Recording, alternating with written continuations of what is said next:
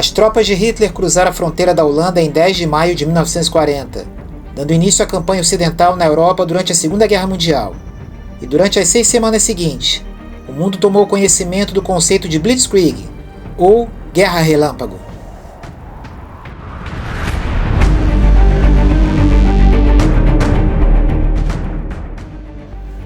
No início de junho de 1940, com a rendição da França, os olhos do mundo se voltaram para a Grã-Bretanha. Hitler dera instruções para que a RAF, Real Força Aérea Inglesa, fosse destruída antes da planejada invasão da Grã-Bretanha, a Operação Leão Marinho. De julho a setembro de 1940, a Luftwaffe e a RAF mediram forças num duelo aéreo nos céus da Inglaterra. As baixas foram grandes de ambos os lados, enquanto a batalha se desenrolava, ora a favor de um ou de outro oponente. No entanto, a RAF, que estava lutando sobre o seu próprio território e tinha excelentes estruturas de comando e redes de apoio, venceu o embate ao final e forçou Hitler a adiar sua invasão indefinidamente. Quando a derrota da RAF se mostrou impossível durante a Batalha da Inglaterra, a Luftwaffe concentrou-se no bombardeio de Londres e outros alvos não militares, mas os bombardeiros bimotores alemães não tinham alcance e capacidade de carga suficiente para subjugar definitivamente os ingleses. Enquanto as bombas caíam sobre suas cidades e seus portos, os britânicos preparavam seus próprios planos para levar a guerra aérea à Alemanha, e seria de um modo devastador. A ofensiva aérea sobre o Terceiro Reich foi iniciada pela RAF especificamente pelo Comando de Bombardeiros, durante a Batalha da Inglaterra. Desde então, até 1942, os bombardeios sobre a Alemanha eram dispersos, esporádicos e carentes de precisão, incapazes ainda de destruir a infraestrutura das cidades alemãs e o moral das suas populações.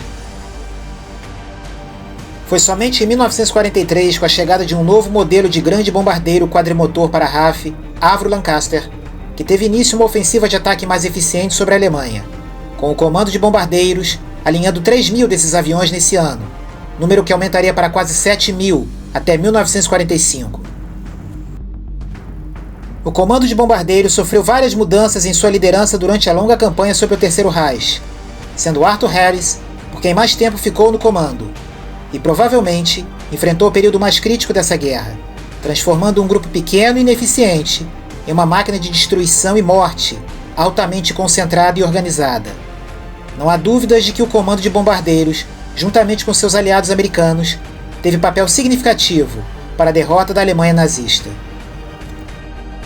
A contribuição americana para a ofensiva de bombardeio sobre a Alemanha se deu com a criação em 1942 da 8ª Força Aérea do Exército dos Estados Unidos, a poderosa 8ª, como ficaria popularmente conhecida. A 8ª Força Aérea, sob o comando de Carl Spaatz, foi transferida para as operações na Europa, a partir de bases na Inglaterra, especialmente com suas fortalezas voadoras, B-17, como peças centrais no esforço de dar combate ao inimigo. Até o fim da guerra, a poderosa 8ª reuniria 3.500 dessas aeronaves em bases na Inglaterra. A campanha de bombardeio sobre a Alemanha trouxe uma nova e sombria dimensão ao combate na Segunda Guerra Mundial.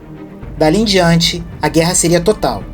Uma nova e selvagem realidade, em que a tecnologia se aliaria, inúmeras vezes, à falta de escrúpulos, pela supremacia no campo de batalha. Em 1942, o Comando de Bombardeiros da RAF publicou sua controversa diretriz sobre os bombardeios de área em território inimigo, sendo ratificada no ano seguinte com o despacho do seu novo comandante.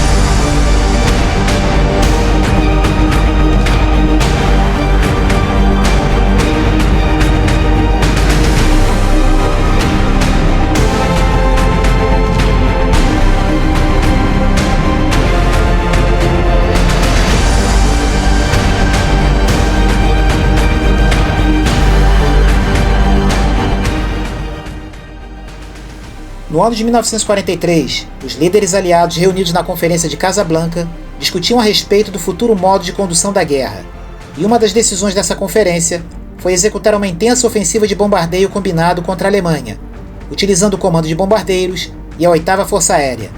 Um intenso ataque estava prestes a ser lançado e que serviria de modelo para a guerra aérea total sobre a Alemanha.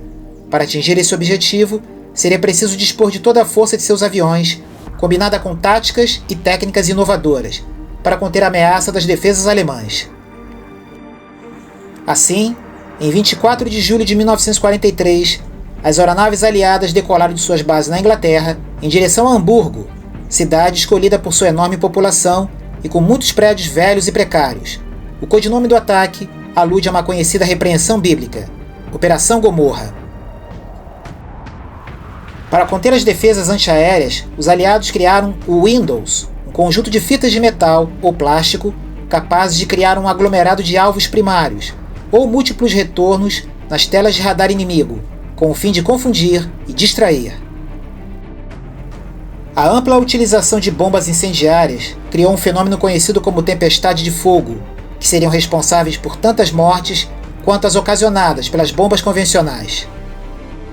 Hamburgo foi atacada sucessivamente por 2 dias pelos americanos e 2 noites pelos britânicos, a tática dos round clocks, ou ataques 24 horas. Os aliados estavam empenhados em continuar os bombardeios de área, com suas inovações táticas e técnicas, que praticamente dizimaram a cidade de Hamburgo e sua população. Assim, outros alvos equivalentes foram selecionados.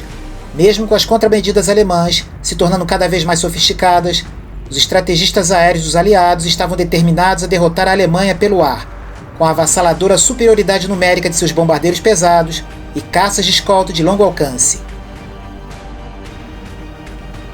Nesse contexto, em 20 de dezembro de 1943, um ato de paz e nobreza se desenrolou nos céus sobre o norte da Alemanha, quando a tripulação de um B-17 severamente danificado, depois de uma missão de bombardeio, voava com grande dificuldade de volta para sua base na Inglaterra. Um piloto de caça alemão, em seu Bf-109, encontrou-os. Eles eram inimigos, destinados a atirar um contra o outro pelo céu afora. Porém, o que houve entre o piloto de combate alemão e a tripulação do bombardeio americano naquele dia, e a maneira como a história transcorreu ao longo das décadas seguintes àquele encontro de batalha, desafiam a imaginação. Nunca havia acontecido antes, e não voltou a acontecer. O que ocorreu, de modo geral, pode muito bem ser uma das mais extraordinárias histórias de guerra, e é a resenha literária desse vídeo.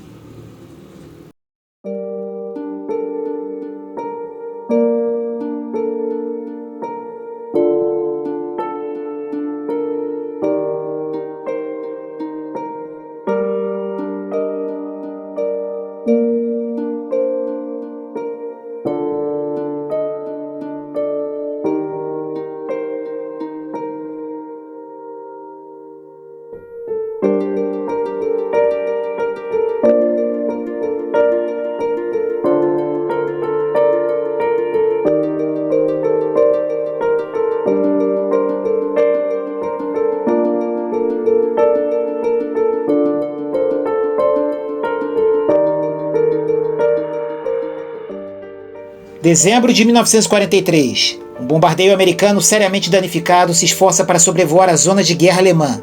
No controle está um jovem de 21 anos, o segundo-tenente Charlie Brown. A maior parte da tripulação está morta ou gravemente ferida. Um caça inimigo se aproxima, pilotado pelo Major Franz Stigler, então com 22 marcas de vitória na cauda do seu Bf-109. Mas o que aconteceu ali desafiou a lógica da guerra. Após as investigações sobre a missão, o QG da 8ª Força Aérea dera ordens aos sobreviventes daquele B-17 que não contassem sua história até o fim da guerra, e arquivaria o episódio como se nunca houvesse ocorrido. Já Stigler jamais revelaria durante a guerra a seus pares e superiores o que fizera, pois seu destino seria possivelmente o pelotão de fuzilamento.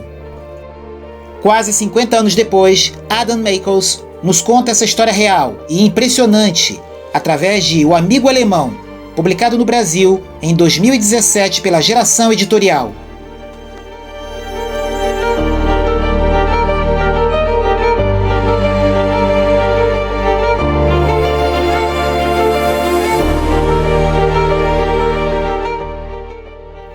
Em 1932, então com 17 anos, Franz Stigler seguiria a carreira clerical por decisão de sua mãe, Anne.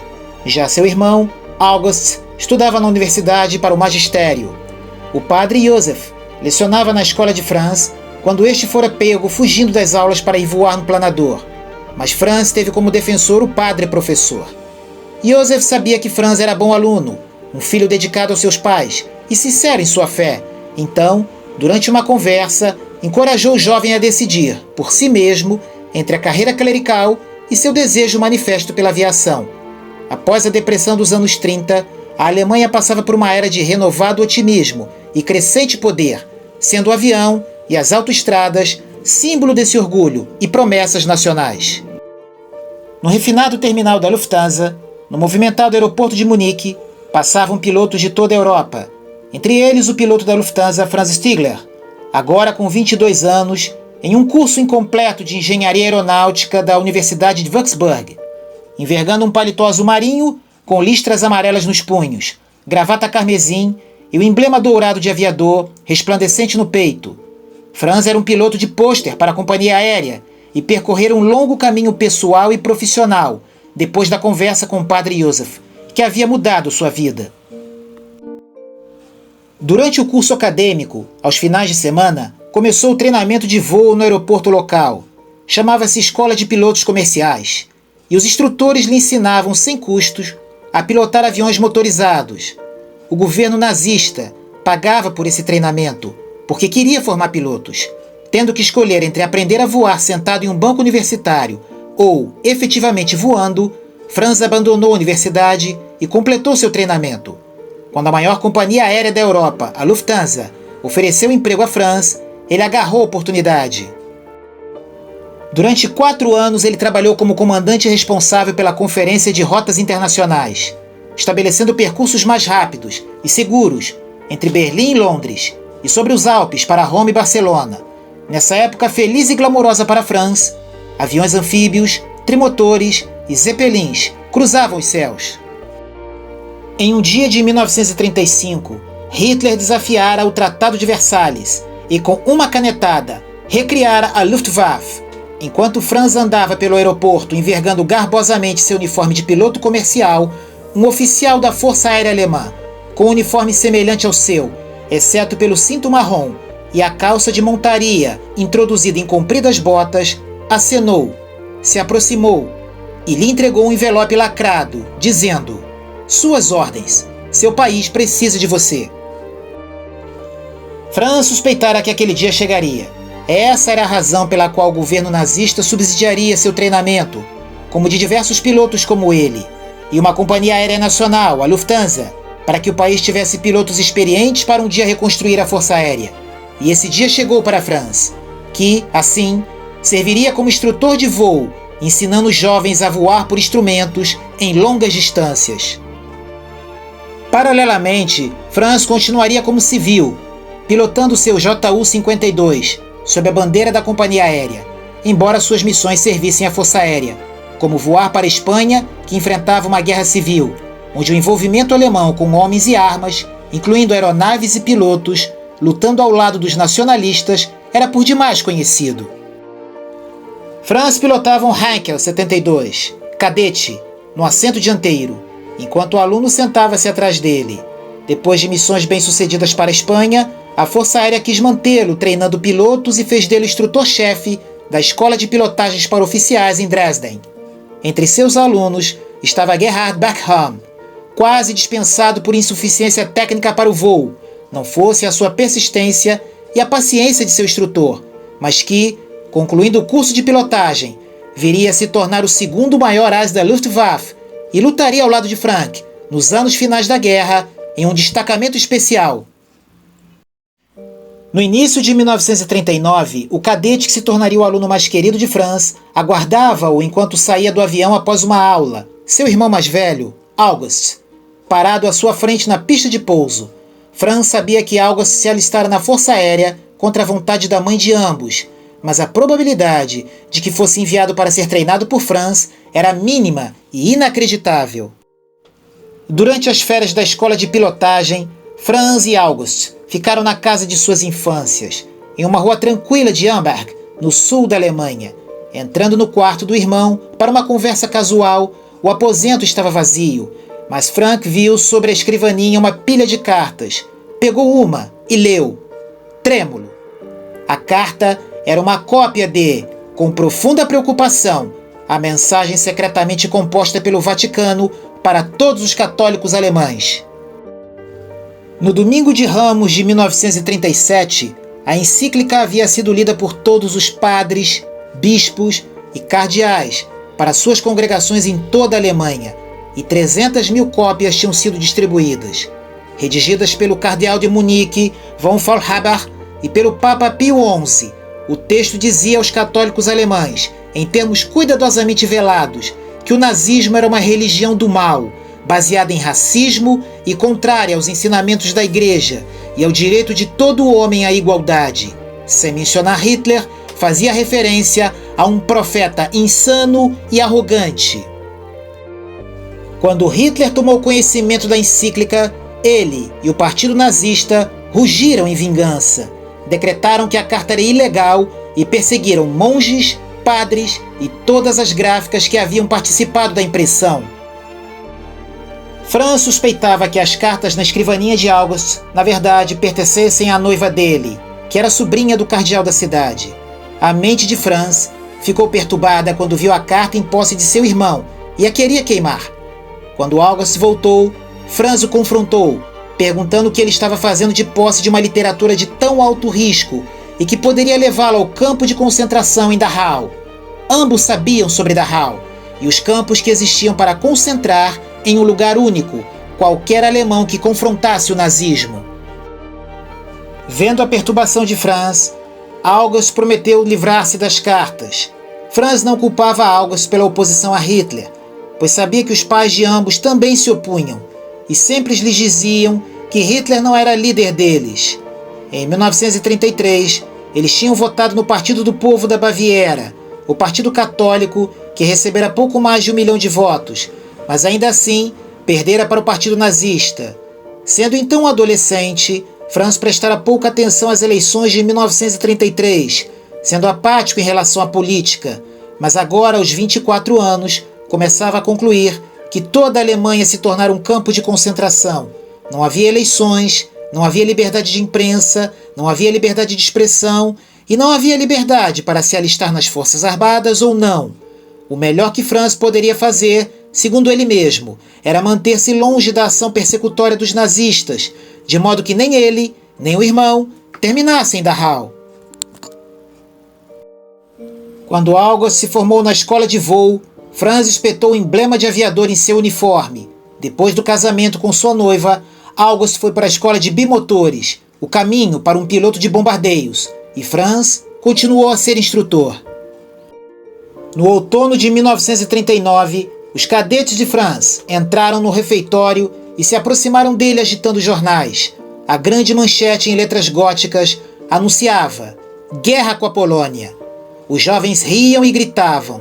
De acordo com a matéria, os poloneses iniciaram a agressão, com um ataque a uma estação de rádio alemã, e Hitler não tinha saída a não ser declarar guerra. Os cadetes, em sua maioria, achavam que Hitler estava certo, dessa vez contra a Polônia, como das vezes em que anexou a Tchecoslováquia e a Áustria, pois ambas queriam participar do Império Alemão. O que nem Franz e nem seus cadetes poderiam imaginar naquele momento era que Hitler deflagrara com suas bravatas para atacar a Polônia um confronto com a maior parte da Europa e depois o resto do mundo, mergulhando a Alemanha em uma repetição da guerra travada pela geração anterior e que custaria a vida de 4 milhões de militares alemães e 1 milhão de civis, e uma Alemanha totalmente destruída. A Segunda Guerra Mundial havia oficialmente começado. Em outubro de 1940, Franz continuava como instrutor na escola de pilotagem preparando seus alunos para a guerra.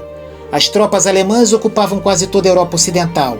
A batalha nos céus da Grã-Bretanha estava encerrada, com 1.977 aeronaves perdidas e 2.585 pilotos e tripulantes mortos no lado alemão, e o cancelamento da invasão às Ilhas Britânicas. Ambos os lados haviam cruzado uma linha onde cidades e civis, se tornaram alvos legítimos.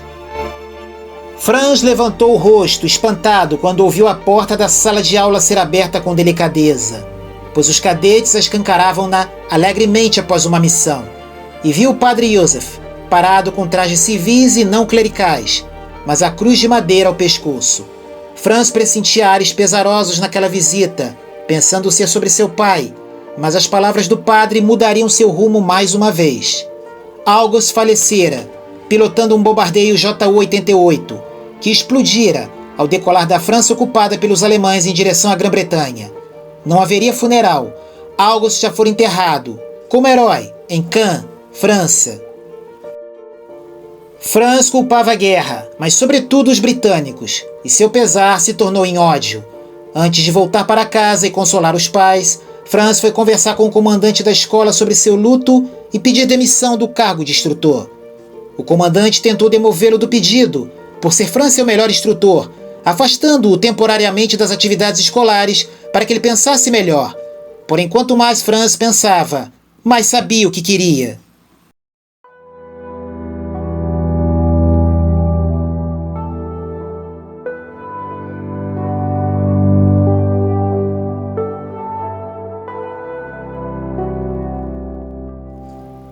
Baixos e rápidos, os 12 caças dourados Messerschmitt Bf-109 surgiram nas praias brancas da Líbia. Sobrevoando os rochedos íngremes, eles chegaram ao topo das ruínas e colunas helênicas da antiga cidade grega de Apolônia. Esta era a área de atuação do Esquadrão de Caças 27, Jagdwader 27, ou simplesmente JG-27, o lendário Esquadrão do Deserto. Um dos 109, atrasado na formação, voava em um ângulo estranho, inclinado lateralmente, com uma das asas apontadas para o chão. "Stigler, endireite-se!" rugiu no rádio o líder do voo, Tenente Werner Schurrer. Naquele abril de 1942, Franz era sargento, um piloto de combate plenamente estabelecido, com uma experiência acumulada de mais de 4.000 horas de voo, que poderia ter permanecido como instrutor indefinidamente, mas escolhera ser transferido para a zona de guerra. O motivo não era segredo para ninguém. Ele queria vingança. O JG-27, então com 120 pilotos, tinha como adversário a Força Aérea do Deserto, uma unidade mista da Comunidade Britânica das Nações, que suplantava os pilotos do JG-27 na proporção de 5 para 1. A missão do JG-27 era manter desimpedido o espaço aéreo acima do comando do exército alemão, conhecido como Afrika Korps, comandada pelo lendário Marechal Erwin Rommel. Quando Franz viu o deserto pela primeira vez, pensou nos cavaleiros cristãos e em sua cruzada para a Terra Prometida. Na escola de combate, os velhos instrutores, eles próprios ases da Primeira Guerra Mundial, haviam contado a Franz e aos demais novatos que a cruz negra nas asas e na fuselagem de seus aviões era uma homenagem aos cavaleiros teutos germânicos, cujos mantos brancos exibiam uma cruz preta. Todos os pilotos estavam alvoroçados, exceto Schurrer, que já voava no deserto fazia 1 ano. Schurrer tinha em sua ficha 4 abates de aeronaves inimigas. Os antigos pilotos da Primeira Guerra Mundial eram chamados de os Velhos Cavaleiros e falaram sobre o seu código.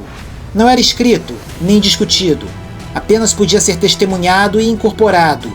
Tratava-se de um código de honra e de cavalheirismo em batalha. Chegando ao deserto, Franz pensou que aquelas histórias não eram mais do que ideais excêntricos, de veteranos idosos. Mas ali, acima das areias, ele aprenderia que não era bem assim. O tenente Gustav Heudel era então o líder do Esquadrão 4, do JG-27, para onde Stigler fora designado.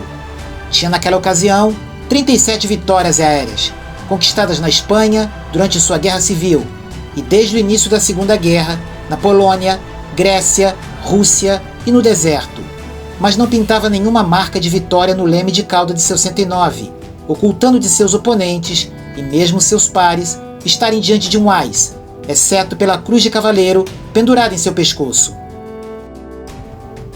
Heudel se sentou no pneu do avião de Franz, na frente da asa, e, olhando-o como um filho, convidou Franz a se acomodar também, dizendo-lhe: "Toda vez que você subir, estará em desvantagem numérica, e essa disparidade pode levar um homem a jogar sujo para sobreviver, mas que lhe sirva de alerta. Honra é tudo aqui. Você cumpre as regras da guerra por si, não por seu inimigo. Você combate segundo as regras para preservar sua humanidade. Mantenha-se por perto e voltaremos para casa juntos. Os dias passavam sobre o deserto e Franz se incomodava com a hipocrisia da guerra a qual se juntara, onde pessoas que diziam acreditar em um mesmo Deus lutavam umas contra as outras. E Franz já acumulara 5 vitórias registradas, se tornando um ás, mas mantendo seu leme sem marcações, em um gesto de imitação e homenagem a Hudel, que para ele havia se tornado maior que a vida. O mês de outubro de 1942 chegou para Franz na casa de seus pais, de licença em sua cidade natal. Quando a folga se aproximava do fim, as ordens de Franz foram modificadas para que não voltasse para sua unidade, pois o JG-27 estava se retirando do deserto. A África se tornara uma causa perdida para os alemães, pois os britânicos haviam lançado uma ofensiva a partir de El Alamein, um ataque que Rommel fora incapaz de impedir. No início de novembro, enquanto os alemães recuavam, um novo inimigo pousou atrás deles, em Casablanca: os americanos.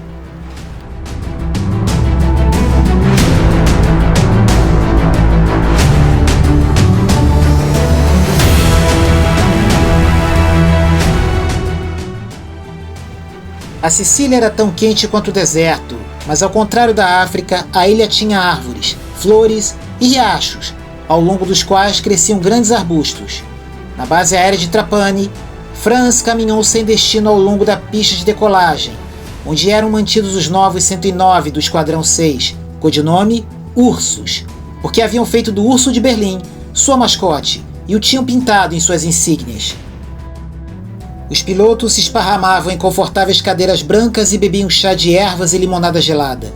Franz sentiu a brisa fresca que soprava do mar e pensou em como a Sicília parecia um lugar muito melhor que a África. Franz estancou subitamente. O vento trazia um som que nos dias anteriores ele aprendera a temer. Era o ruído vibrante e prolongado de uma nuvem de vespas metálicas bem altas no céu. O barulho ficou mais alto.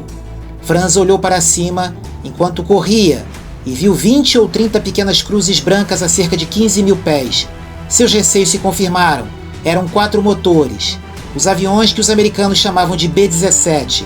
As explosões de artilharia antiaérea foram ouvidas no limite da base, sinal de que estava ocorrendo um ataque aéreo. Era tarde demais para conseguir decolar. Franz sabia que precisava se afastar o mais longe possível do campo e localizou uma escavação vazia e uma clareira entre as árvores. E ao entrar, entendeu por que não estava ocupada. Era uma latrina. Permaneceu ali mesmo assim. A terra tremeu quando o primeiro avião jogou bombas na pista. Um segundo ataque se seguiu. Um terceiro. Um quarto. Franz tirou seu rosário do bolso da camisa. Os caças alinhados na pista de decolagem evaporaram, um a um, em bolas de fogo. O B-17 tinha despejado sua carga e ido embora.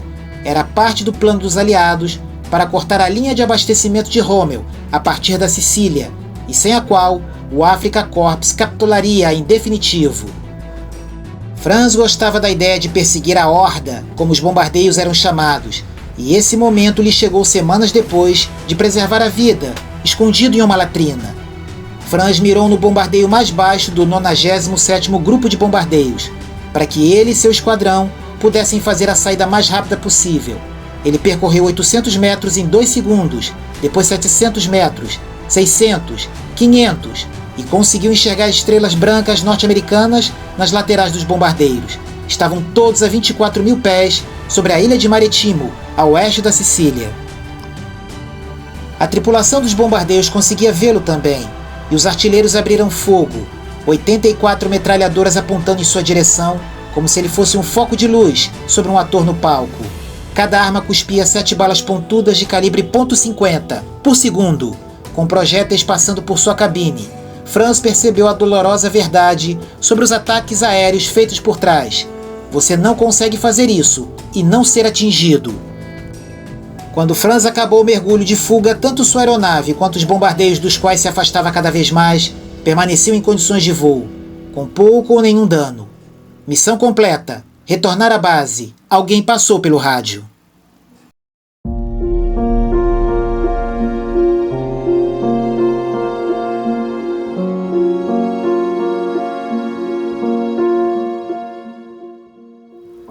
O B-17 voava a 2.000 pés e sua pintura em um tom sem graça de verde-oliva se fundia à paisagem.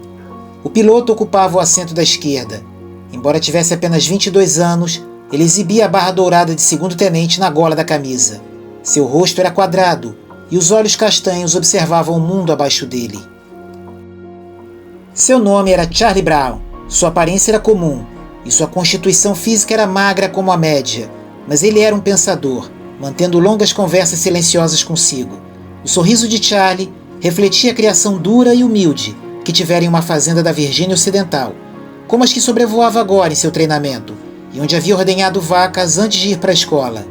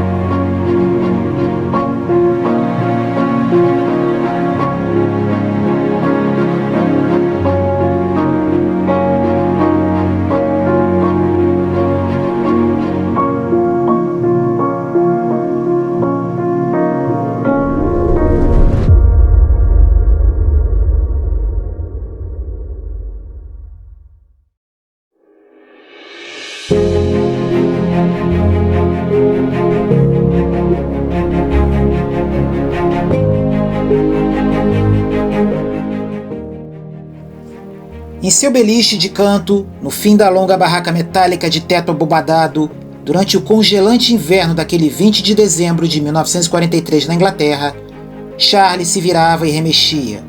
E olhando pela janela semi-encoberta, supunha ser meio da madrugada, em torno das 3 horas.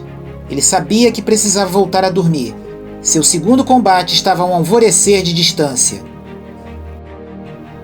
Uma semana antes, ele cumprira sua primeira missão como membro do 379º Grupo de Bombardeios e voava como copiloto de um grupo veterano, com uma aclimatação de combate antes de voar com sua própria tripulação.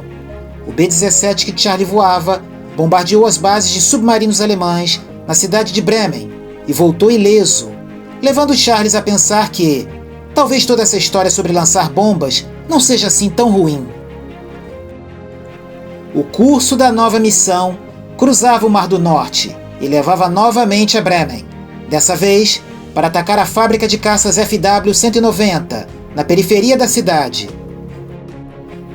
Na pista, Charlie se concentrou na sua dama, a aeronave B-17 que tinha grandes letras góticas vermelhas de contorno branco, anunciando seu nome, Ye Old Pub.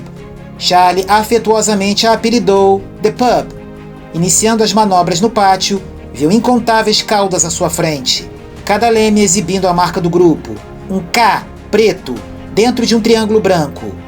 Ele olhou pela janela lateral e viu as asas dos bombardeios se enfileirando acima da pista estreita, com The Pub posicionado em penúltimo na rampa de voo. De 23 bases espalhadas por toda a Inglaterra, aproximadamente 475 bombardeios subiram em direção às nuvens, e o The Pub surgiu no ar limpo e claro, a 8.000 pés. Subindo sem escalas a 12.000 pés, Charlie e sua tripulação vestiram as máscaras de oxigênio. A 20.000 pés, Charlie ligou o casaco aquecido no plugue à altura da sua coxa esquerda e ordenou aos homens que fizessem o mesmo. Passando de 24.000 pés, o enxame de bombardeios cruzou a costa inglesa e Charlie teve uma sensação de queda e frio na barriga quando percebeu que o congelante Mar do Norte se estendia sob seus pés. Charlie informou aos artilheiros que eles estavam liberados para testar suas metralhadoras e armar as bombas, e a Old Pub estava pronta para a guerra.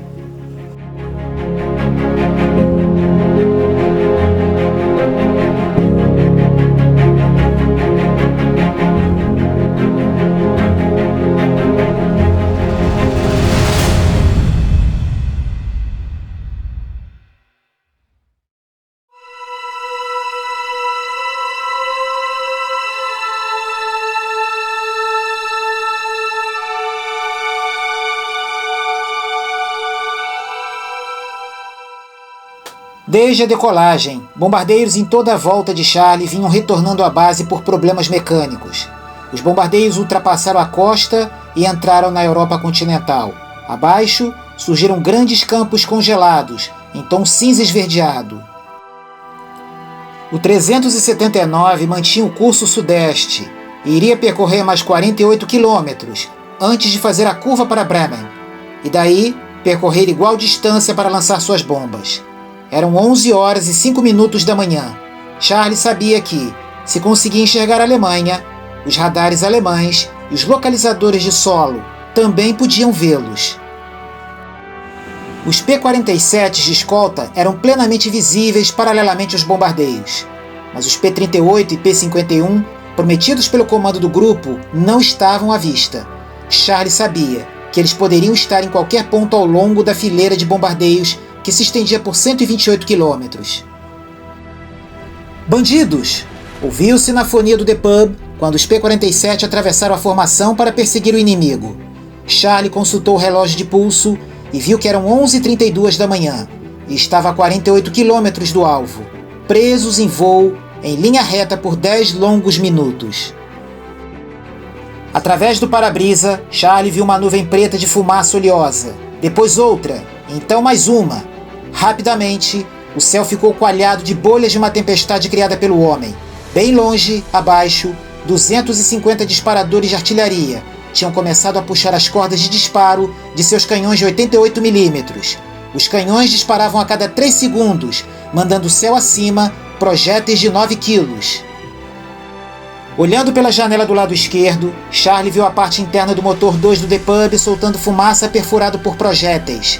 Limitado a voar com 3 motores, Charlie mantinha a pressão ao manche, puxando-o para trás, em intervalos regulares, para manter sua aeronave na posição. Estavam a 1 minuto do lançamento das bombas sobre Bremen. Charlie viu as primeiras bombas caírem do avião líder, bem longe, mais à frente, e em seguida, como grandes frutas pesadas sacudidas de uma árvore, bombas começaram a cair dos outros aviões do grupo, incluindo o The Pub. Ele e seu copiloto, Pink, viraram-se um para o outro e trocaram um aperto de mãos, como faziam desde os campos de treinamento.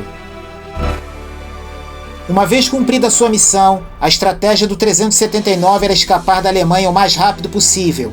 O grupo havia despejado sua parcela de 1,2 toneladas de bombas que a 8ª Força Aérea lançaria naquele mês, ultrapassando pela primeira vez o comando de bombardeios da RAF, em tonelagem lançada.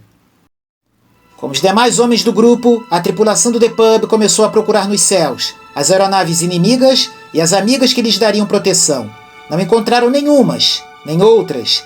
Eles não sabiam naquele momento, mas os caças aliados haviam partido mais cedo, por causa dos fortes ventos contrários que eles teriam que enfrentar no caminho de casa, como relatou o navegador-chefe do grupo posteriormente.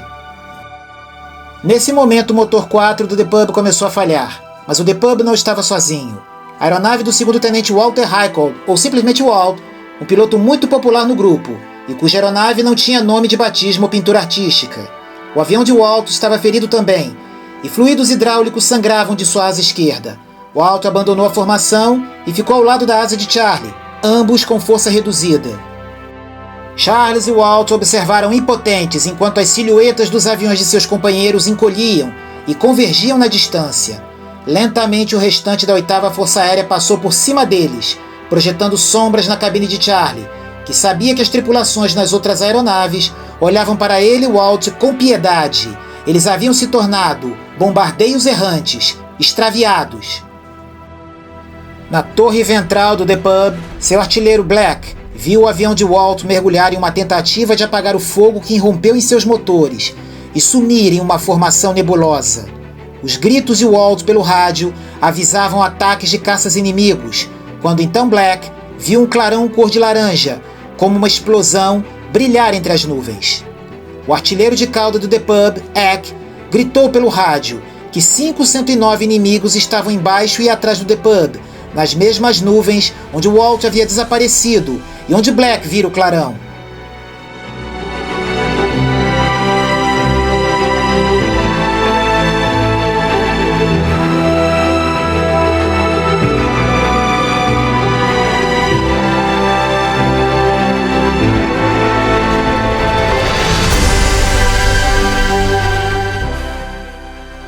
Os caças estavam bloqueando o acesso do The Pub ao Mar do Norte, e apertando os olhos, Charlie viu que cada um trazia um número pintado de amarelo na fuselagem e uma faixa amarela pintada pouco à frente da cauda, as marcações do JG-2, Esquadrão Richthofen. Agarrado aos controles, Charlie sabia que se um caça inimigo começasse um ataque, mesmo que de apenas 2 segundos, contra o The Pub, ele e sua tripulação estariam liquidados. Então ele se lembrou de sua antiga prática de boxe para ficar de pé, esmurrando e aguentando. Em vez de oferecer ao inimigo um alvo plano de asas largas e corpo comprido, Charles estava apresentando o bombardeio de maneira mais estreita possível, aumentando a velocidade de aproximação na direção dos seus oponentes. Mas o terceiro motor estava congelado a meia força, com o motor pifado, um funcionando irregularmente, e agora o terceiro com metade de sua capacidade. Charles sabia que eles estavam à beira de um desastre completo. Depois que as 2 primeiras tentativas dos caças inimigos falharam em derrubá-los, eles começaram a atacar o combalido e balançante bombardeio a esmo. Cada homem por si, as balas de metralhadoras e os projéteis de canhão lentamente desmembravam o The Pub.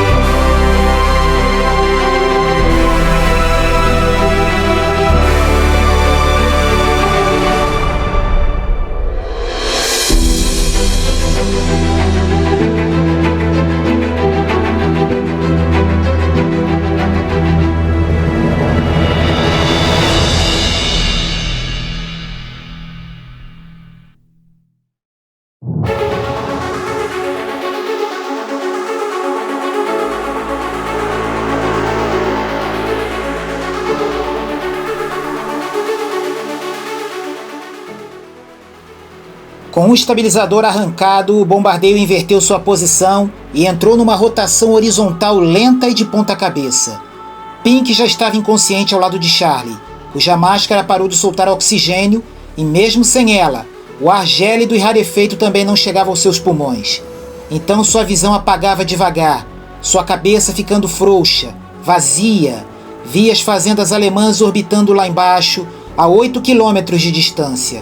E também fechou os olhos enquanto The Pub espiralava para baixo, rumo aos campos padronizados da terra cultivada, girando, e a velocidade aumentava conforme o avião passava pelos 22 mil pés, 20 mil, 18 mil. Cerca de 20 segundos mais tarde, o bombardeio chegou a 10 mil pés, agora em um mergulho em linha reta. Foi quando a cabine começou a se encher de ar, com oxigênio abundante, e Charlie recobrou a consciência, vendo a paisagem alemã aproximar-se mais e mais a cada segundo, e quase a 1,5 km do chão, pressionando de volta contra o assento, Charlie se esticou até os controles, agarrou-os e puxou, gritando para seu copiloto ainda inconsciente. Charlie acionou o flap das asas para criar resistência e diminuir a velocidade do mergulho. As vibrações sacudiam o bombardeio e ameaçavam desmembrá-lo. Charlie viu que estava indo direto para uma cidade alemã. O altímetro voltou a cair. 7 mil pés, 6, 5. Charlie puxou com toda a força e a 900 metros, o The Pub, mesmo com o estabilizador a menos, parou de cair e por uma inexplicável razão, suas asas voltaram a planar. Charlie tomou um longo fôlego e olhou para seu copiloto, que ainda zonzo espiava pela janela. Perguntou a Charlie se estava na Inglaterra, mas teve como resposta: Alemanha. Charlie analisou o céu em busca de caças inimigos, imaginando que eles o tivessem seguido até ali, mas viu apenas a imensidão vazia. Eles, os inimigos que antes lhes perseguiam, provavelmente estão no bar, levantando canecas de cerveja e cantando por mais uma super fortaleza batida. Pensou Charlie, que ainda estava temeroso que o bombardeio desembestasse céu abaixo, completamente desmantelado, mas o The Pub continuava voando.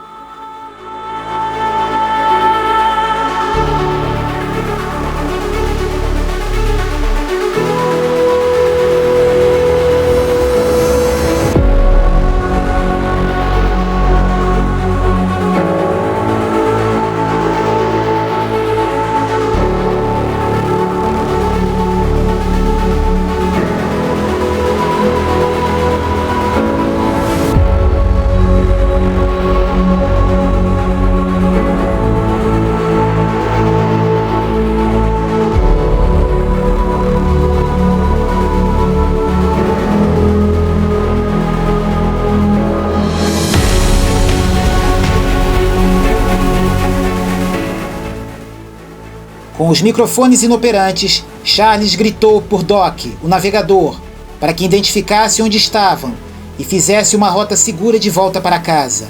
Como também pediu aos artilheiros Frank, o faz-tudo a bordo, e Andy, que fizessem um relatório de danos e baixas. Frank desapareceu para ir checar as condições do avião e, quando voltou, disse que estavam em pedaços. O estabilizador esquerdo se foi, a parte hidráulica vazava pelas asas. Havia buracos tão grandes na fuselagem que um homem passaria por eles, e o nariz estava arregaçado, aberto para o céu.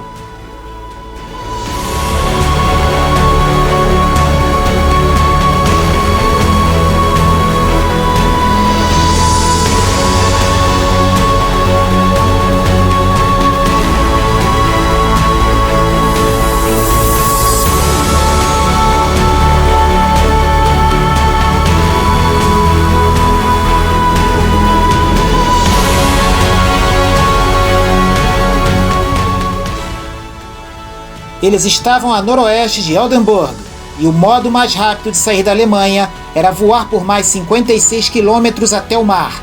A tripulação estava toda ferida, em maior ou menor gravidade, e um tripulante, Eck, o artilheiro de cauda, morto, decapitado por um projétil de canhão durante o ataque dos caças alemães.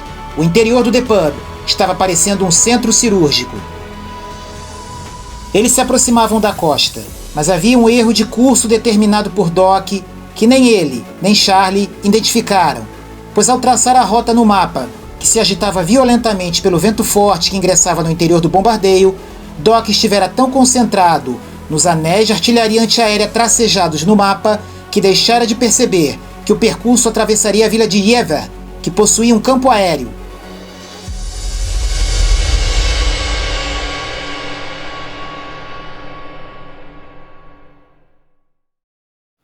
Franz ouviu o bombardeio antes de vê-lo.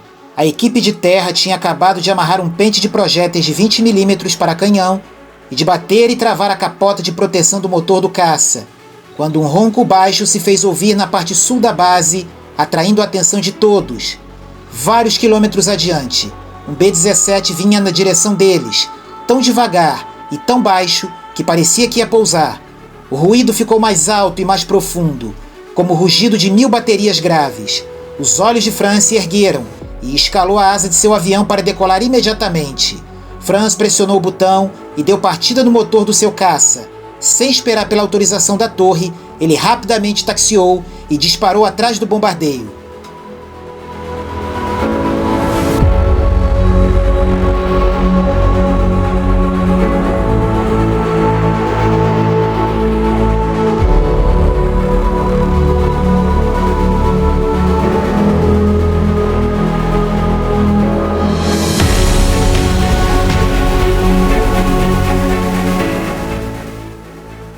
Charlie fixava o horizonte impassível quando Pink lhe afirmou e em seguida sugeriu: "Você sabe que nós nunca vamos conseguir. Vamos saltar?" Charlie respondeu que alguns homens não iriam sobreviver ao salto e sua intenção era atravessar a artilharia antiaérea, mas deu permissão a qualquer um que quisesse para saltar e terminar a guerra como prisioneiro dos alemães, ao invés de correr o risco de explodir no ar pela artilharia ou cair no mar gelado. Charlie elevou a altitude para quem quisesse saltar, e após nivelar o avião novamente a 2.000 pés, ponto em que sentiu a aeronave começar a trepidar, aguardou que os paraquedas se abrissem. Em sua torre ventral, curvado sobre as metralhadoras, Black viu a costa à frente, a linha de chegada imaginária que ele tanto desejava ultrapassar. Ele jamais imaginou que houvesse um pelotão de artilharia antiaérea ali, nem fazia a menor ideia de que seus companheiros na fuselagem acima dele estavam debatendo se deveriam ou não pular. Em vez disso, ele estava trabalhando nos disparadores de suas metralhadoras congeladas, esperando que degelassem. Os gatilhos fizeram um ruído débil. Black virou então sua torre giratória para observar se havia caças inimigos. Ele planejava explodi-los se eles atacassem. Ele parou de girar quando sua metralhadora fixou na cauda. "Jesus Cristo", ele murmurou. Atrás do The Pub, o 109 de Franz surgiu, uma manchinha preta voando acima da floresta, elevando-se do nível das árvores. Franz começou a preparar o ataque. Ali, a cerca de 1,5 km, o 109 estava vindo direto em sua direção. Com as metralhadoras de Black ainda congeladas, o 109 subira rapidamente para além de sua mira. Black quis gritar, mas o microfone estava mudo. Quis esmurrar o compartimento para chamar a atenção dos companheiros, mas ninguém o teria ouvido. Ele estava sozinho.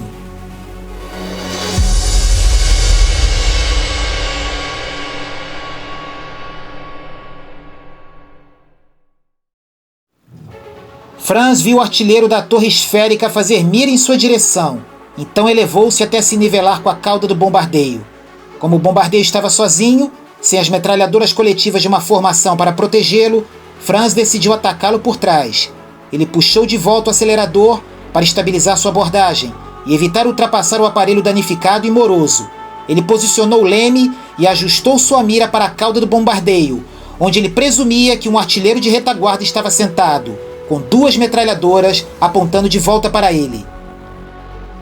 Ele pousou o indicador enluvado na frente do gatilho. Quem atirasse mais rápido e com melhor pontaria, Franz decidiu, seria o destinado a viver.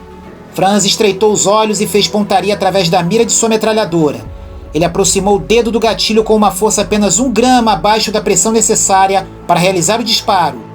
Quando as asas estreitas do bombardeiro entraram no círculo da mira, Franz apertou os olhos em direção à posição do artilheiro da cauda, procurando a cintilação da arma do oponente. Mas nada aconteceu.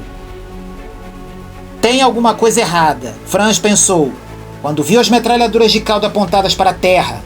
Em seguida, Seus olhos fixaram no estabilizador esquerdo do bombardeiro, arrancado por um tiro. Espantou-se como ele ainda estava voando. A 90 metros de distância, Franz viu o compartimento do artilheiro da cauda e entendeu por que os canos de 1,20 m de comprimento jamais tinham sido erguidos. Fragmentos de projétil haviam destruído o compartimento. As janelas estavam sem vidros. Trazendo o acelerador em direção ao peito, Franz colocou-se na mesma velocidade do bombardeiro e se posicionou atrás da cauda. Ele viu buracos do tamanho de punhos do lado do artilheiro, onde os projéteis de 20 mm haviam entrado.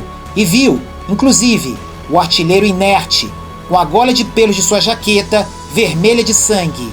Do lado oposto, viu onde eles haviam explodido, despelando a fuselagem para fora. Franz já vira aeronaves voltarem danificadas de combate, mas nunca tinha visto nada como aquilo. Cada centímetro do metal do bombardeiro tinha buracos prateados, onde as balas haviam entrado e arrancado a pintura. Franz entrou em um transe de maravilhamento. Pressionando o pedal do leme e movendo o manete ligeiramente para frente, ele manobrou o 109 de maneira a ultrapassar a cauda do bombardeiro e alinhar-se à sua lateral direita, paralelamente à fuselagem. Franz estudou o aparelho em busca de armas remanescentes que a tripulação ainda pudesse apontar contra ele. Ele viu que a metralhadora lateral tinha desaparecido, arrancada de seu suporte.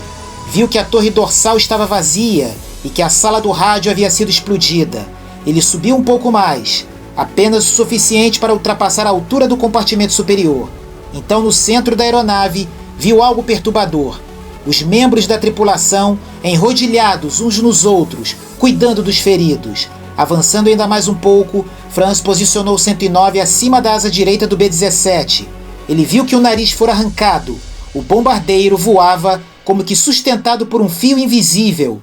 E agora? Pensou Franz. Subitamente, um movimento abaixo do bombardeiro chamou sua atenção. Franz viu o artilheiro da torre inferior na barriga do avião apontar as armas contra ele. Franz sabia que a altura em que o artilheiro estava não lhe dava ângulo para disparar. Do seu compartimento, Black se preparara para morrer, esperando que o piloto do caça atirasse nele enquanto subia, depois de desaparecer atrás da cauda do DePub. Mas o piloto não havia atirado. Ao contrário, o piloto do caça alemão estava agora emparelhado com o bombardeiro.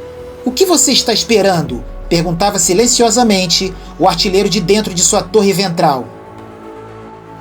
Franz Ziegler, que fora para o norte da África vingar a morte do irmão, teria tido uma resposta. Ele teria destruído o bombardeiro e matado o restante da sua tripulação. Contudo, no deserto, naquela conversa sobre as rodas do seu 109, Gustav Rudel lhe ensinara outro código: a celebrar vitórias, não mortes, e saber quando era hora de atender a um chamado superior.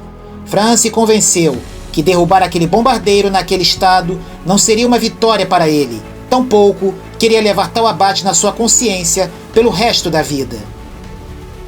Franz viu a costa alguns quilômetros à frente. Ele sabia que lá alarmes estavam soando e que soldados estavam correndo em direção às armas. As explosões teriam início a qualquer segundo, cobrindo o bombardeiro com uma chuva de aço. Franz escolhera poupar a tripulação do bombardeiro das próprias armas, um gesto que teria sido suficiente para a maioria dos homens, mas decidiu que tentaria algo mais. Seu olhar percorreu a asa até chegar à cabine, e ele viu que o copiloto não estava lá. Através das sombras ele viu o piloto no assento da esquerda, as mãos agarradas com força aos controles. Franz acenou, tentando chamar a atenção, mas o homem olhava fixamente adiante. Franz permaneceu na asa do bombardeiro, cujos maltratados, mas resistentes motores abafavam o som do caça. Ele queria gritar para o piloto, dizer-lhe que o tempo estava se esgotando. Dentro da cabine do bombardeiro, os olhos de Charlie se alternavam entre os instrumentos e a linha costeira branca que preenchia seu para-brisa. Ele sabia que a artilharia começaria a disparar a qualquer momento. Ele torcia para que Pink e os demais tivessem saltado. Charlie se inclinou para checar os mostradores do painel, atento a qualquer sinal de problema nos motores que lhe restavam. Olhando em direção aos motores da janela do copiloto, Charlie teve uma visão que congelou seu coração por um segundo. Um 109 cinza, com uma espinha verde escura, oscilava na turbulência, a 1 metro de distância da asa direita do DePub.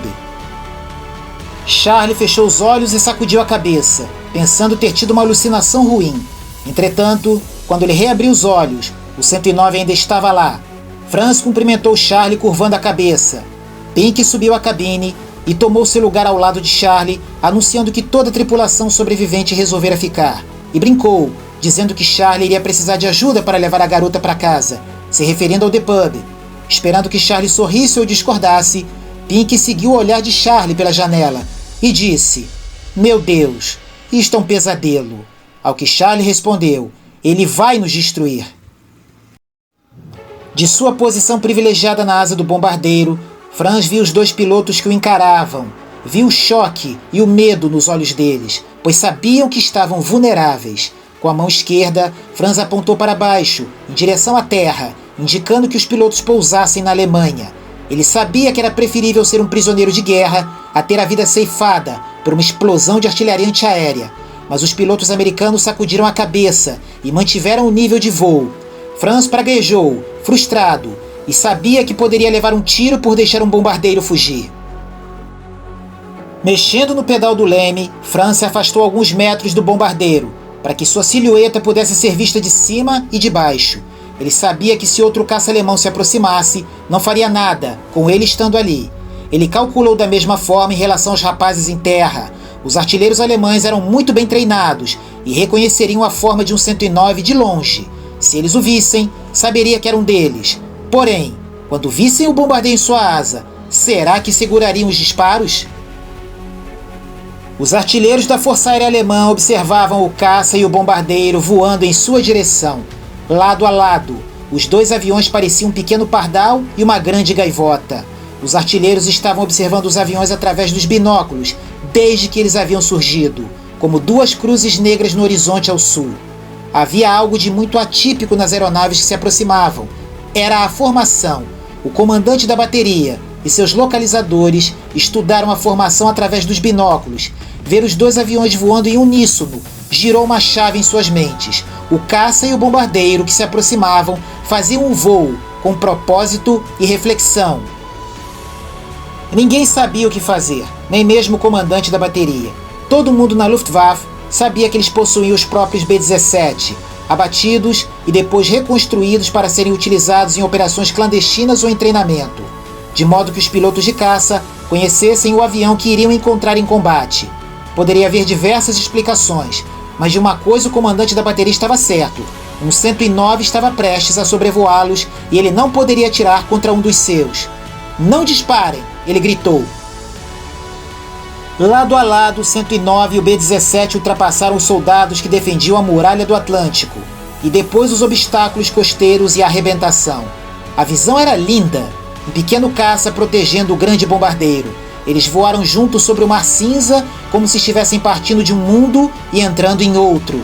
Os artilheiros assistiram a tudo, com as mãos protegendo a vista e apertando os olhos, enquanto os dois aviões se afastavam e se encolhiam na distância. Ninguém verbalizou nada, mas parecia que o 109 estava levando o bombardeiro para casa.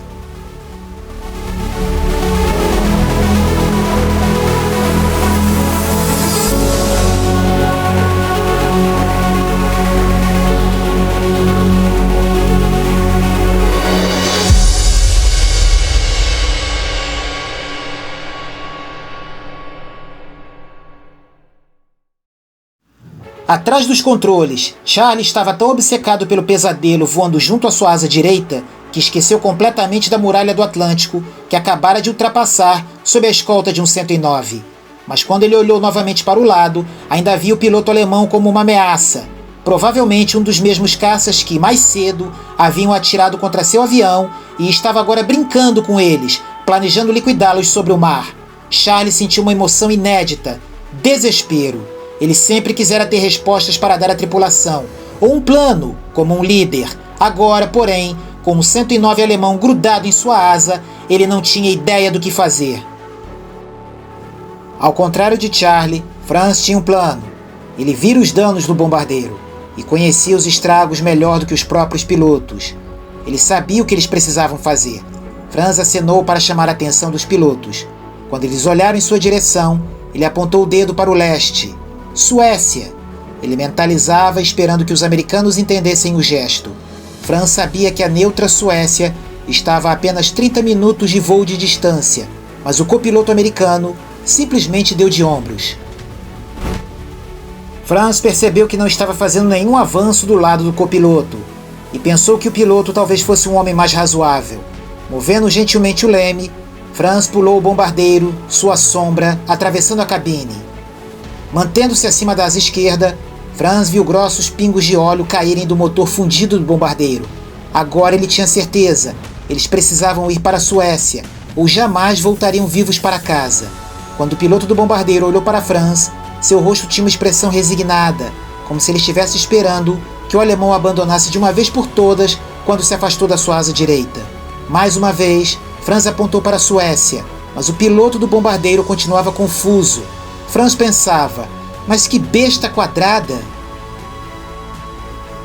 Dentro da cabine, Charlie perguntou a Pink, o que ele está fazendo? Pink não tinha a menor ideia. Charlie gritou por Frank, que rompeu dentro da cabine, depois de ter adormecido. Frank não podia acreditar no que via lá fora. Estava sem palavras. Charlie lhe contou que aquele alemão era provavelmente um dos que antes havia atirado contra eles, e estava agora sem munição. Do contrário, já teria atacado. Pink acrescentou a Frank que o alemão estava gesticulando e apontando, querendo dizer alguma coisa, e Frank deduziu que o alemão queria que eles voltassem para a Alemanha. O rosto de Charlie endureceu ante a ideia. Seus nervos já estavam sob a máxima tensão. A ideia de que aquele alemão pudesse representar uma ameaça para sua tripulação era a gota d'água. Charlie, então, perguntou se as metralhadoras dorsais estavam funcionando, e Frank disse que sim. Charlie deu ordens para Frank subir e atirar em volta dele para espantá-lo.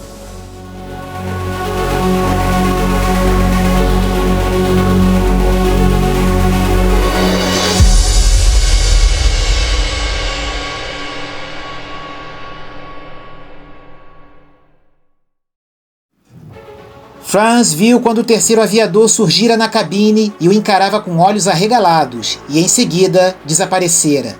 Ele sabia que os americanos estavam confusos e assustados, e não se surpreendeu quando notou o movimento na torre superior. Frank pôs a cabeça entre as metralhadoras giratórias para confirmar que Franz estava lá, e começou a girar a arma em direção ao caça de Franz. Franz sabia o que ia acontecer. Dando uma última olhada para o piloto americano, ele fez a única coisa que lhe veio à mente. Prestou continência, em saudação. Boa sorte, vocês estão nas mãos de Deus, Franz disse. Inclinando seu caça, Franz se afastou do bombardeiro rumo à Alemanha. Charlie voltou-se para Pink, com uma expressão de genuína surpresa. Frank voltou da torre para a cabine atônito, e com os demais discutiu o que acabara de acontecer.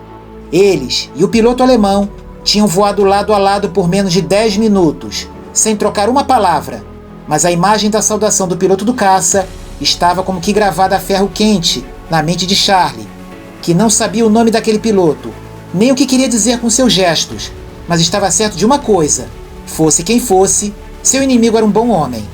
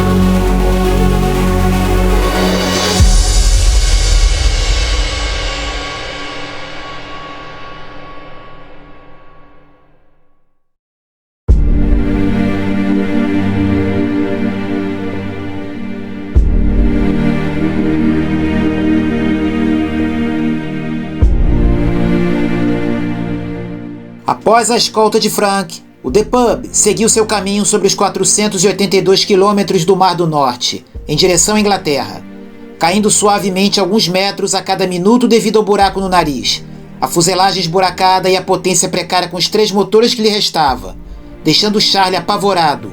Tentando manter a altitude suficiente para chegar em casa, Charlie deu ordem aos tripulantes para lançarem ao mar tudo que não estivesse aparafusado. 30 minutos mais tarde, percorrido 3/4 do caminho, o The Pub baixou para menos de 500 pés, mas o mar ainda preenchia todo o horizonte. A cada vez que Charlie sentiu o The Pub oscilar e baixar alguns metros, ele tocava a Bíblia em seu bolso, como um transmissor em um microfone, esperando que aquilo encaminhasse suas preces com mais velocidade. Ele pediu ao seu terceiro piloto que ficasse por perto. Então, 2 clarões esverdeados surgiram vindo de trás do bombardeiro. Eram P-47 Thunderbolts, da 8ª Força Aérea. Eles escoltaram e guiaram o The Pub até a base mais próxima, em uma pequena ilha, e Charlie deu um tapinha de leve em sua Bíblia em agradecimento. Manobrando para fazer uma aproximação em linha reta, Charlie alcançou a alavanca que baixava o trem de pouso. Após o impacto na pista, o The Pub desacelerou e parou. Eram 15 horas e 30 minutos, hora local. A tripulação do The Pub desembarcou e logo foi acudida pela equipe médica. Eck teve seu corpo retirado da aeronave de maca, reverentemente. Charlie viu Pink, Frank e os demais jogando seus equipamentos de voo dentro de jipes. Ele sabia que precisava telefonar a Kimballton, sua base de origem, e provavelmente ir a uma reunião para o relatório pós-combate. Mas antes de qualquer coisa, foi usar o banheiro, pois estava segurando há 8 horas. Charlie chegou ao escritório do Tenente Harper, oficial de inteligência da base, para dar seu relatório da missão. Charlie se sentia em estado deplorável, o cabelo estava pegajoso e o corpo grudento de suor. Uma prestação de contas para um relatório pós-missão era a última coisa que queria fazer. Ao mesmo tempo, ele sabia que aquele era o momento para ver a bravura de sua tripulação reconhecida. A história que contasse a Harper seria o registro oficial. Charlie conduzia Harper pelo relatório dramático, quando descreveu o bizarro encontro que eles haviam tido com o piloto alemão que os escoltara mar afora, e que despedira com uma continência. Harper inclinou a cabeça e olhou para Charlie como se ele estivesse brincando. Ele provavelmente estava sem munição, Charlie ponderou, mas sim, ele nos tirou da Alemanha. E eu pensando que já tinha ouvido de tudo, disse Harper, encerrando o interrogatório. Horas depois do depoimento de Charles, Harper o reencontrou no clube dos oficiais da base com uma expressão tensa. O QG da 8ª Força Aérea lhe dera ordens que ele deveria transmitir. Charles e seus homens deveriam manter sigilo da sua última missão, e nenhuma condecoração lhes seriam dadas, apesar do heroísmo deles, para não provocar atenção sobre o episódio. As tripulações aéreas devem permanecer considerando todos os alemães inimigos, até o fim da guerra, para o bem delas.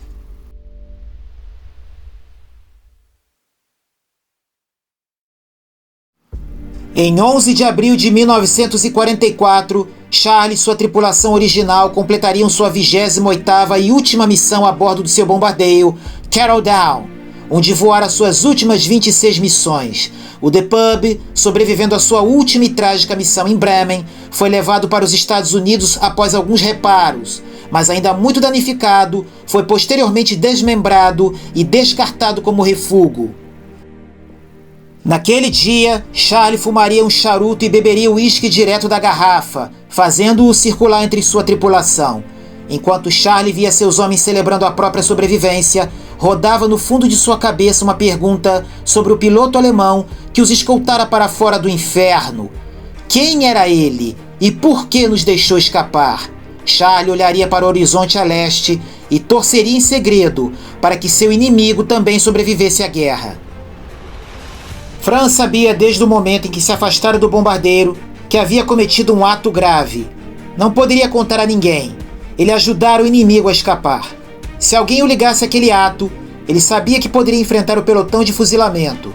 Pessoas na Alemanha haviam sido mortas por muito menos. Franz queria se afastar o máximo possível da cena do crime, e planejava, ao pousar, mandar reparar seu avião para que pudesse viajar para casa na mesma noite. A atitude de Franz de buscar o inimigo para garantir-lhe o salvo-conduto não era uma exceção. De várias formas, alguns pilotos da Luftwaffe mantiveram um cavalheirismo em combate. Franz se perguntava se a tripulação estaria viva e se abraçando com alívio, ou se estariam flutuando em um bote no Mar do Norte, ou no fundo do oceano, o quatro motores transformado em tumba. O destino deles importava a Franz, e ele não conseguia tirar da cabeça o pensamento: valeu a pena? Em março de 1944, Franz seria líder de esquadrão no JG-27, comandando 11 pilotos em seu novo lar, Graz, na Iugoslávia. Franz não abatera nenhum avião após o encontro com The Pub.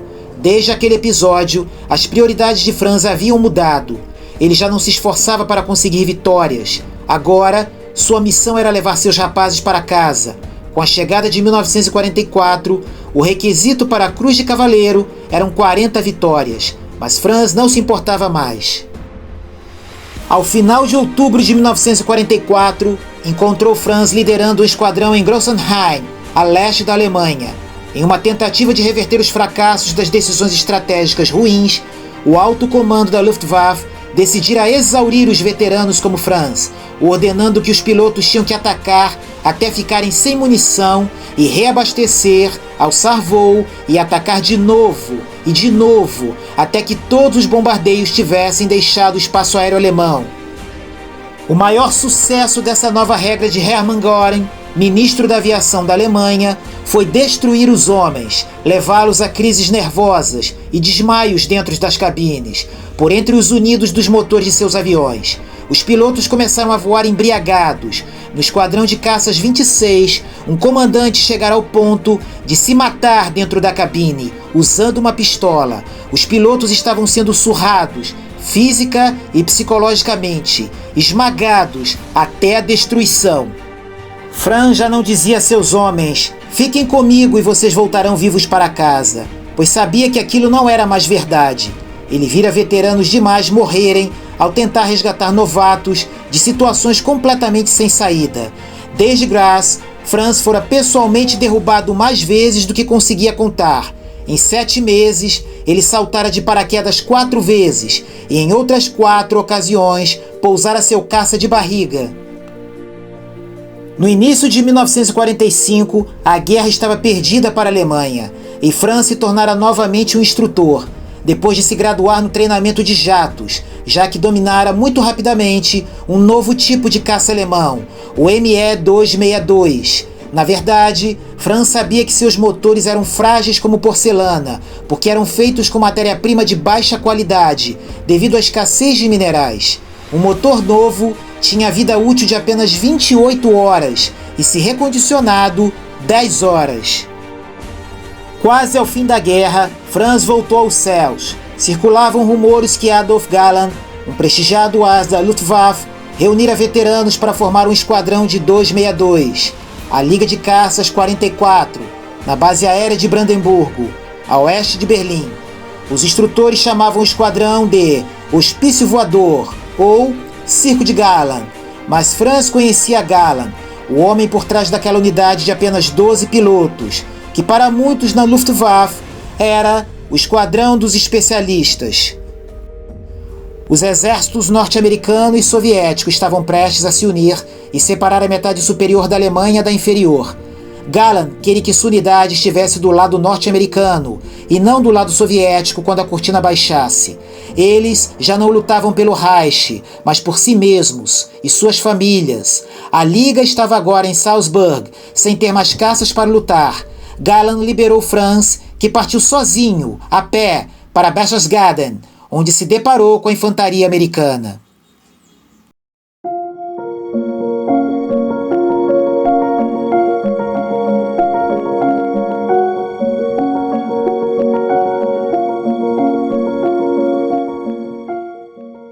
A chegada dos anos 1980 encontrou Franz e sua esposa aproveitando alegremente os anos da maturidade, explorando montanhas e pescando em lagos de Vancouver, no Canadá, para onde se mudara no início da década de 50, após receber um convite de ex-amigos da fabricante alemã de aeronaves Messerschmitt para trabalhar no projeto do potencial caça-jato canadense Harrow. O tempo reduziu a altura de Franz. Aos 65 anos, ele estava mais baixo e mais largo.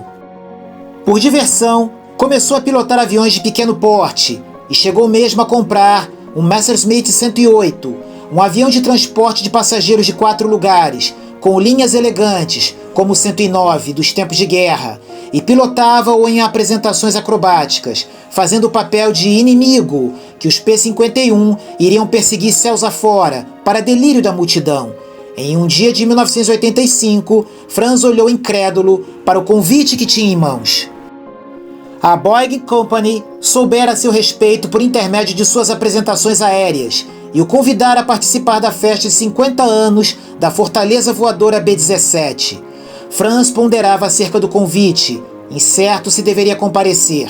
Ele começou a pensar na guerra de novo. Vinha à tona lembranças desde muito esquecidas. Com os olhos da memória, via o bombardeio destroçado. Ele contou a história à esposa pela primeira vez. Você devia ir à festa e indagar aqui e ali, aconselhou a esposa. Apesar da relutância, Franz viajou até o Museu da Aviação no aeroporto de Penfield para participar da festa da Boeing. Mais uma vez, ele era um alemão solitário andando em meio ao enxame de norte-americanos. Cerca de 5.000 antigos pilotos e tripulantes de B-17 compareceram. Franz caminhava nervosamente ao redor de 3 B-17s que haviam sido levadas para lá para que os veteranos dessem uma volta. Ele esperava que seus velhos adversários o hostilizassem. Ao contrário, os veteranos dos bombardeiros reuniram-se em volta dele e o metralhavam de perguntas sobre mira e táticas de engajamento do 109 nos combates com as B-17. Franz perguntou a todos os veteranos com quem travou contato se sabiam de um bombardeiro que tinha sido escoltado em segurança por um caça alemão. Ninguém jamais havia ouvido falar de uma coisa daquelas, e a simples ideia os faziam rir. Franz não conhecia o nome Harold Pub, nem do piloto Charlie Brown. Fazia muitos anos que se esquecera da data 20 de dezembro de 1943, mas tinha certeza do que tinha visto. Franz foi embora da festa da Boeing com novos amigos entre os velhos adversários e com um convite dos veteranos dos ases combatentes norte-americanos para comparecer às futuras reuniões como convidado. Franz voltou a Vancouver, certo de que jamais saberia sobre o destino do bombardeiro que escoltara. Na extremidade oposta do continente, em Miami, Flórida, Charlie Brown refletia sobre sua metade da história do encontro de 20 de dezembro. A vida de Charlie depois da Segunda Guerra Mundial tinha sido idílica. Durante a faculdade, que retomara após a guerra, conhecera Jack, uma bela e elegante morena da Virgínia Ocidental. Casaram-se em 1949. Nesse ano, Charlie voltou às fileiras da Força Aérea e fez carreira na inteligência. Teve 2 filhas e se aposentou da vida militar em 1965. Naquele mesmo ano de 1965, foi para o Departamento de Estado e serviu no Sudeste Asiático durante a Guerra do Vietnã, supervisionando a distribuição de alimentos e medicamentos para aliados regionais dos Estados Unidos. Quando se aposentou de uma vez por todas, no início dos anos 70, Charlie se mudou para a Flórida, comprou uma casa e passou a dirigir um grande Cadillac com o símbolo de asas da Força Aérea nas placas. Ficava mais alto e magro com a idade e usava óculos de lentes amarelas. Como passatempo, Charlie empregava sua paixão por ciência e invenções, trabalhando no desenvolvimento de motores a diesel mais ambientalmente corretos, muito antes que esse tipo de pesquisa se tornasse popular. Naqueles anos dourados, suas lembranças da guerra voltaram à tona. Ele havia ido em uma reunião de veteranos de bombardeiros em 1957, e nada além disso. Era doloroso para ele. Sonhava novamente com o The Pub, girando num mergulho fatal, e acordava no impacto. Charlie precisava exorcizar seus medos. Ele precisava de um encerramento. Charlie se juntou à associação do 379º Grupo de Bombardeiros para se reconectar com velhos amigos. Na reunião dos pilotos em Las Vegas, em 1985, Charlie e seus colegas de turma se sentaram em um círculo na suíte do hotel e trocaram histórias de guerra. Na roda de conversa, Charlie surpreendeu seus companheiros e contou o encontro que teve com o ME-109 e que, na verdade, o escoltou para o mar e o saudou. Seus colegas ficaram tão curiosos que pressionaram Charlie a contar a história completa. Charlie lhes falou sobre o piloto alemão que poupou sua vida e da sua tripulação, diante do que seus colegas sugeriram que Charlie o procurasse, pois ele poderia estar vivo. Charlie sabia que as chances eram escassas, mas começou sua busca nos 4 anos seguintes usando contatos na Força Aérea para vasculhar arquivos americanos e britânicos, localizando, enfim, o relatório pós-ação de 20 de dezembro de 1943.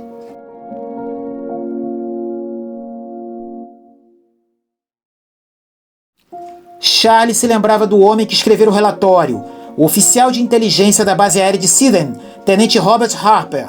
Charlie entrou em contato com a associação do Grupo de Bombardeios 448 e descobriu que Harper morava na Nova Inglaterra. Charlie telefonou para Harper, que se lembrou dele instantaneamente. Harper permaneceu na Inglaterra após a guerra e se tornou arquiteto. Após se aposentar, começou a pintar. Isso deu a Charlie uma ideia. Harper riu da ideia, mas concordou em retratar o 109 voando emparelhado com o The Pub, sua forma de se redimir por ter escondido a história durante o período de guerra. Harper pintou a cena em aquarela, mas parou em um obstáculo. Ele telefonou para Charlie, questionando sobre as marcas para colocar no avião alemão, o que tampouco Charlie sabia, e resolveram em consenso deixar a aeronave sem marcas, para o caso de conseguir encontrar o piloto alemão e descobrir quais marcas seriam. Charlie, nas suas buscas, descobriu ocasionalmente uma revista sobre aviação, intitulada Jägerblatt, Diário do Combatente, da Associação dos Pilotos de Combate Alemães, e escreveu ao seu editor, questionando se ele publicaria uma breve carta descrevendo o incidente de 20 de dezembro de 1943 e o piloto que ele estava tentando encontrar, mas o editor não estava inclinado a ajudar um ex-piloto de bombardeiro e então recusou o pedido. Charlie, então, pediu ajuda a ninguém menos que Adolf Galland, um dos ases alemães mais conhecidos da Luftwaffe, que frequentava as páginas daquela revista, publicando artigos, anúncios e, o mais importante, seu contato.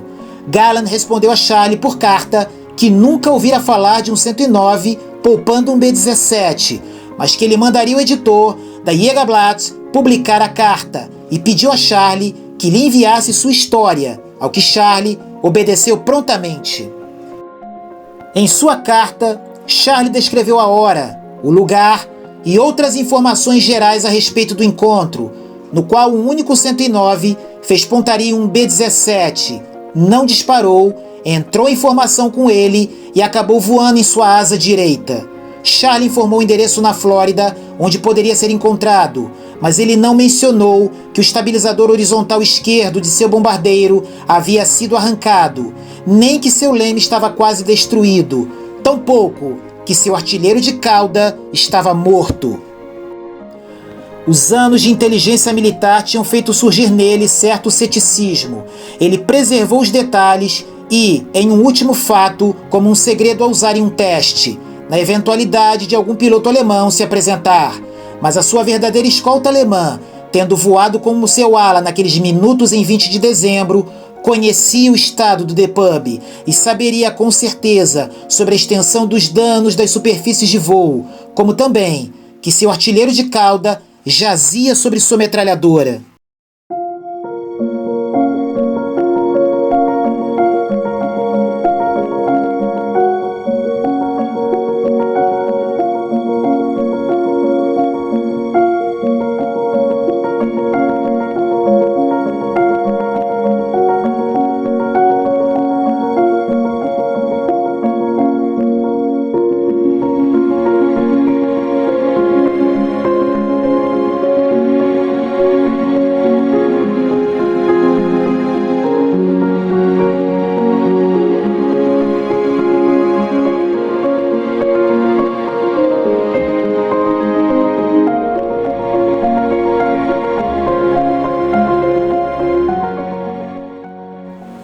Tenho um pressentimento que é o cara, disse Charles à esposa, mas não vou alimentar esperanças por enquanto.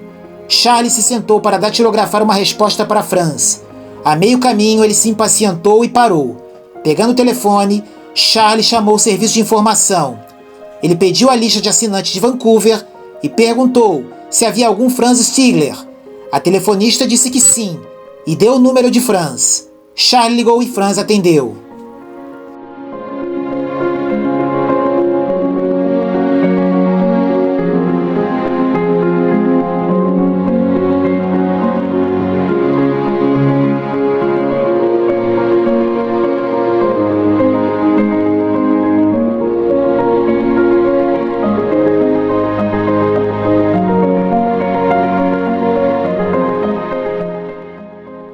No começo, a conversa foi estranha e desajeitada. Charlie fez a Franz uma série de perguntas para ter certeza de que ele era realmente o tal. Franz descreveu os danos sofridos pelo bombardeiro, mencionou o estabilizador ausente, disse que o leme tinha quase desaparecido, contou a Charlie que a torre da retaguarda estava destruída. O coração de Charlie parou de bater por um instante. Ele nunca mencionara o estabilizador, o leme ou a torre de artilharia da cauda em sua carta na Jägerblatt.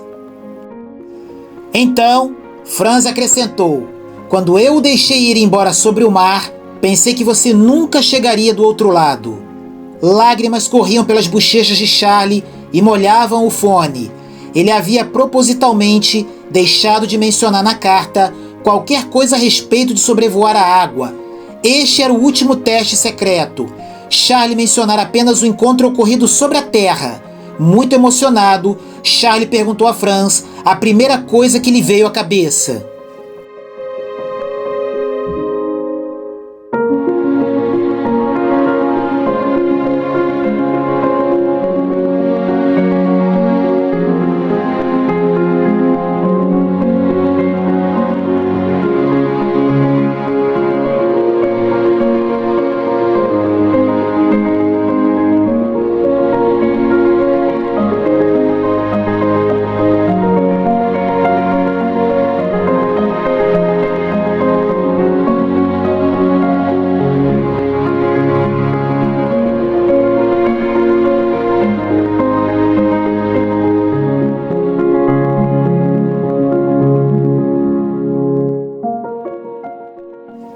Durante os 6 anos em que a guerra durou, Franz presenciou todo tipo de atrocidade.